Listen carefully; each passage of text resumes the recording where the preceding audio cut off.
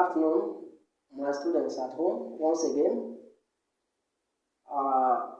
I'm here again to take you back to the poem we discussed in the first lesson, that is piano and drum. The first item we took care of has to do with the background of the poet, the background of the poem itself, then the synopsis or plot summary of that poem. And this second lesson or revision is to take care of the themes and the style, or what we call the language and style of the poem. The poem, like we discussed in the first lesson, has to do with African tradition and that of European. From this, no literature or literary text is written in vacuum. Literary texts are written based on the contemporary issues bedeviling a particular society. So on that note, Gabriel Okara wrote this poem at the wake of colonialism, telling us the evil that might accompany it, and as well as the good aspect of the culture and tradition that come with. And that formed basis for the themes of the poem. Let us look at the themes. 1, the cultural conflicts. And 2, we have the theme of what? Dilemma. And 3, we have the theme of innocence. We are to take care of them one after the other. Firstly, the theme of conflicts is seen on the fact that the poem itself started symbolically depicting 2 musical instruments. 1, for Africa, this is drum. This is typical of African drum. We use hand to beat it, we can use stick to beat it. And this is what we were used to. And the drum here symbolically means Africanness, the genuineness, the freshness, the simplicity. That is what it reflects. And what happened? We were this way, we were behaving this way when the white men came. And when they come, what is their own musical instrument is that of piano. And that's what you can see here. So these 2 instruments conflicts right from the title of the poem. The poet is telling us that these 2 instruments are not the same. Taking one to Africans and the other one symbolically representing the Europeans. So that's where we have the conflict. So what is actually the conflict of culture or cultural conflicts in this poem, or that Gabriel Okara is pointing to? Yes, like we said earlier, we are a people, we are black, we are Africans, and we have our own ways of life. The way we eat, the way we dress up, the way we greet, then all these are there with us, and they are natural, primitive as you may take it, but they are part of us and they are core, and that defines us as a people. So, different people entirely came, and on coming, do you expect us to be the same? No. Something new is here. You have an old one you are used to. That is the conflict we are talking about. And that is why today, the way we eat in the olden days, being a typical African man is not the way we eat today any longer. And the way we dress too, in the way of Africans, is no longer feasible anywhere today. The way we go about even courtesy, greetings, and what have you, as of that time, is not what is obtainable today. That is the conflict we're talking about. And the overall interest or the lesson we said in the first lesson is that this one is pointing to this for us to know those aspects that we may retain with us and those ones that we may let go. And from the Europeans, it's not all about them that is completely wrong. Yes, he's saying there are aspects of their culture that we must, in fact, that we must carry along with our own. That is that conflict we're talking about. And whether I like it or not today, as Africans, we are divided. We are on the rope. We are on the fence, on the note of those cultures we're talking about. If not for anything, the education we have acquired. Education is key to human, endeavor or survival. At the same time, looking at it all, it has caused some harms to humanity. For instance, how can human beings dress half nakedly on the road?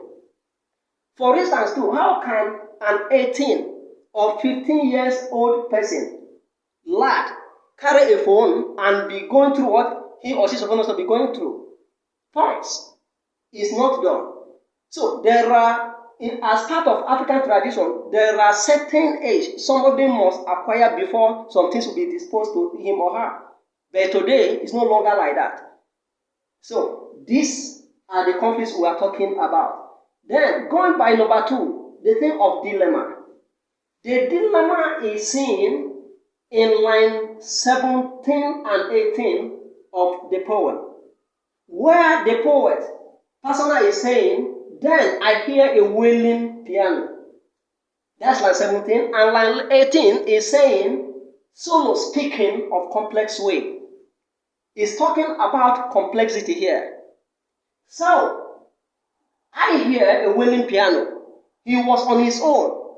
There were lines before this, line 17 and 18, telling us about Africanness, telling us about the drumming, telling us about where the poet, persona, were at a riverside before the wailing of piano. On getting to hear the wailing of this piano, what happened?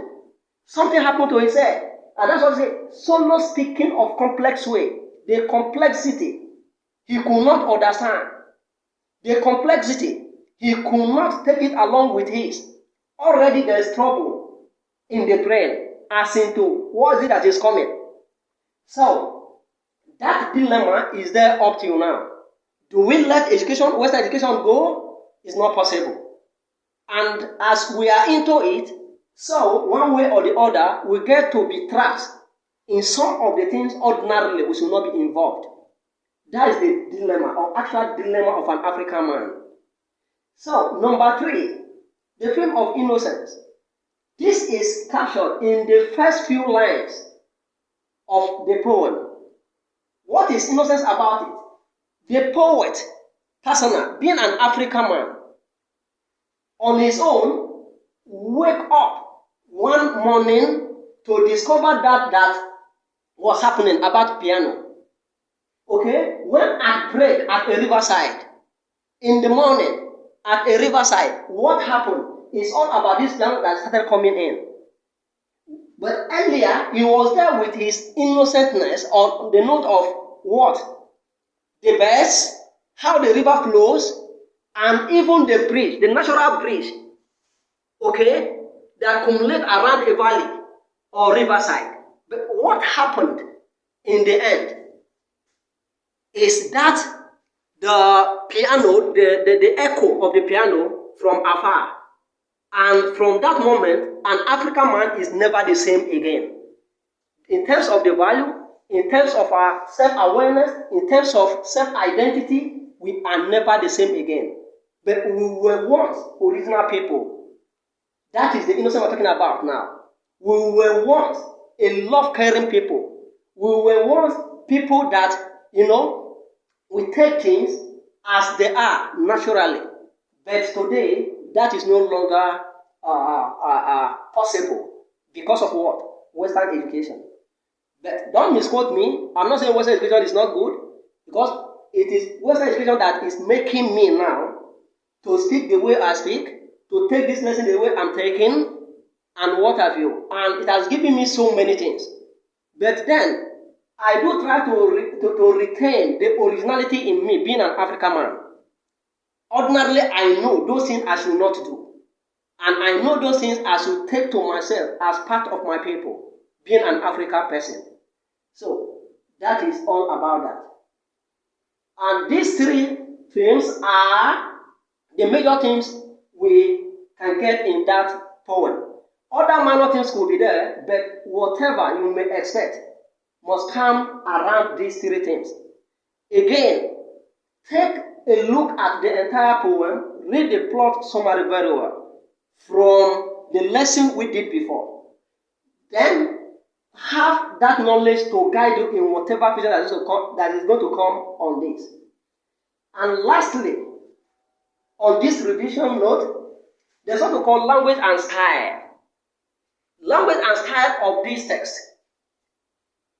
Thematically and structurally, the poem makes use of contrast, starting from the two different musical instruments, forming basis for what we call the title of the poem. Okay? It makes use of contrast. And on the note of this contrast, what and what were used, from here to here, you get to see how African tradition is being depicted as being simple, as being natural. But that of the white man or Europeans seem to be fascinating, but very complex. That's what we have on the note of this revision. Your assignment, what you do for us is to revisit the figurative devices, analyze the figurative devices in the poem, and endeavor to get back to me too if you have any issue with it or any problem at all about the poem. Then on this number 080-688-44575 via WhatsApp. Then, before I let you go, I would like to give you this studying question too. You are to go after what we call justification of the title of this poem. Being an African boy, being an African girl, being a student, and from the understanding of this poem, reading from the perspective of Gabriel Okara, justify it. Is this title appropriate? Does it worth it or not? Discuss it too as part of your reading question.